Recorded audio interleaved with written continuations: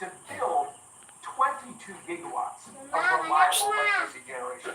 Their plan was to close more than 4 times as much electricity generating capacity as they were going to build in that 5-year period.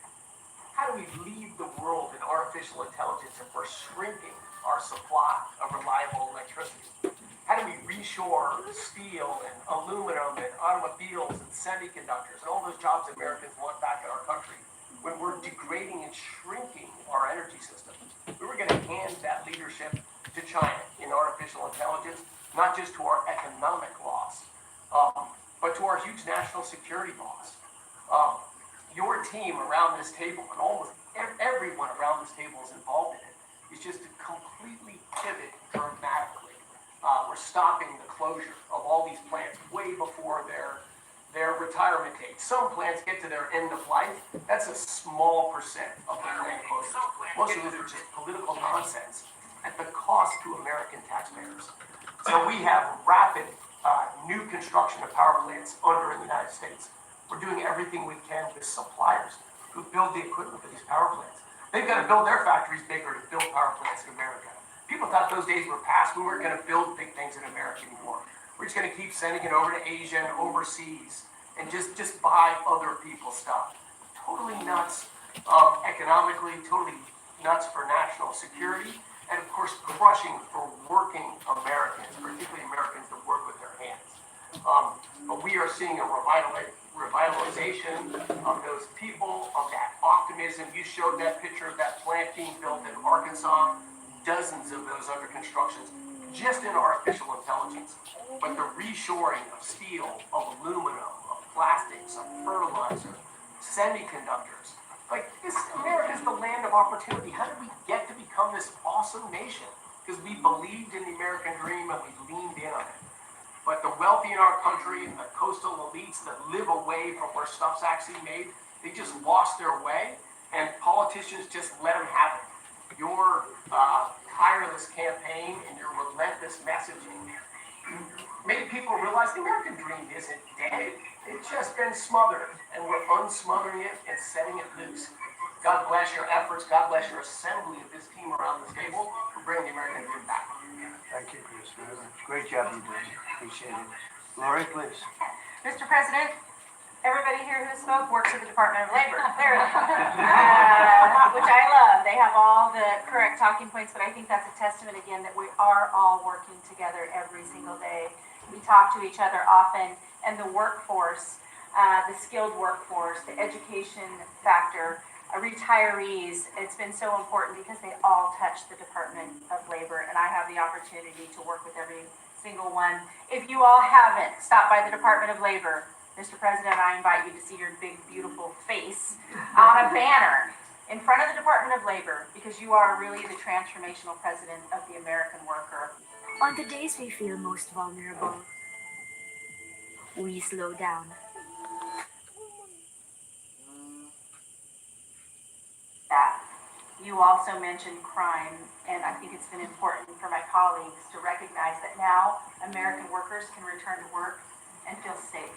That business owners aren't shutting down their businesses because they're afraid they can't protect their workers, and now it's open for business again, and it's starting right here in our nation's capital.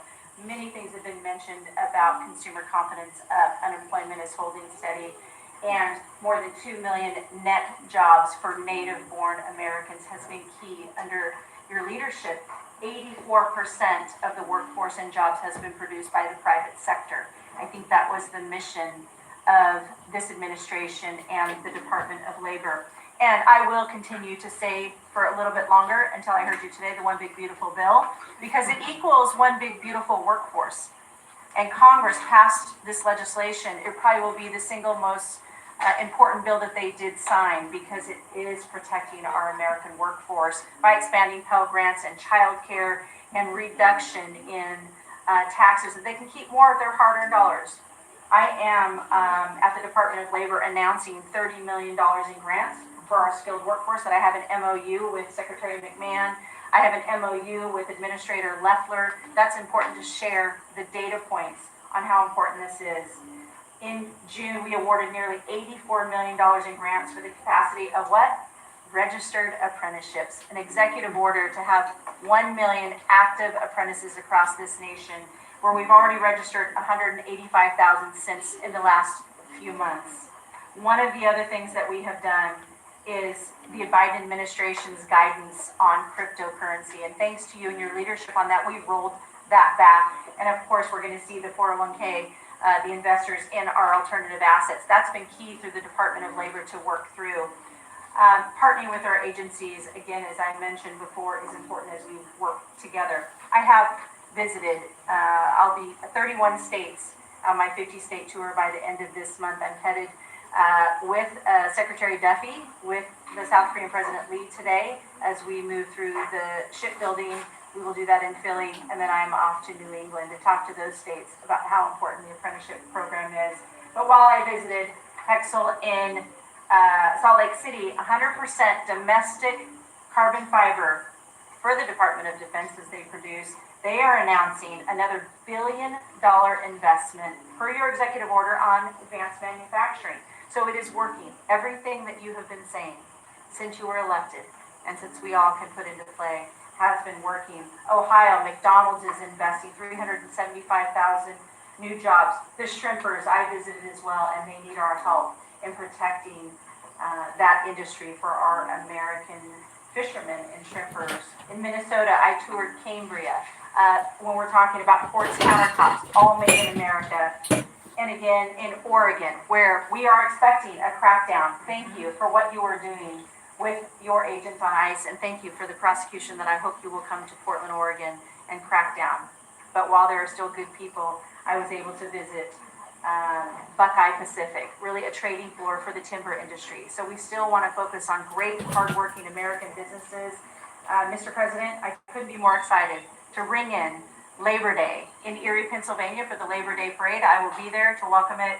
It is an honor to serve this country. It is an honor to serve under your administration as the Labor Secretary, and we will kick off, and Republicans will own Labor Day again, not Democrats. We will own it because we are, and you are the president of the American worker. So thank you for everything that Thank you've you done. very much, Lori. Absolutely. You're doing a fantastic job, and I will tell you that Lori was recommended by the Teamsters. And I said, that doesn't really work, does it? And it turned out to be one of our best choices. So I just want to thank you and Sean, who, as you know, recommended you very strongly. You really turned out to be a gem. I Thank was you. able to talk to the president on the phone the other day. He called and we visited, and he said, but I know that you were, a little bit middle of the road and not so sure. I said, Mr. President, I have been a Republican. He's like, what? Wait, what? Now I like you even more. So, Did a I great job. appreciate it. Thank you, Lori. Thank you. Thank you. Pam? President, I'm working with everyone around this table almost daily on legal issues that we're winning on. But today, because it's Labor Day, President Trump, if I could focus on public safety. Not only domestic, but from our foreign adversaries. And Secretary McMahon, I know you know, kids are out of school this weekend. It's Labor Day. And Secretary Duffy, you know, our highways are going to be packed with travelers coming to not only our nation's capital, but all over this country. We're also going to have boaters, Secretary Duffy, right, on our waterways. It is illegal to be under the influence and on a boat. So get a designated boater if you're out on our waterways, whether it's the Potomac or the Gulf of America or the Pacific. Wherever you're out this weekend, people need to be safe. And on an international level, Secretary Rubio, thank you for all your help on everything we're doing, and everyone around this room. But yesterday, there was a big, big win.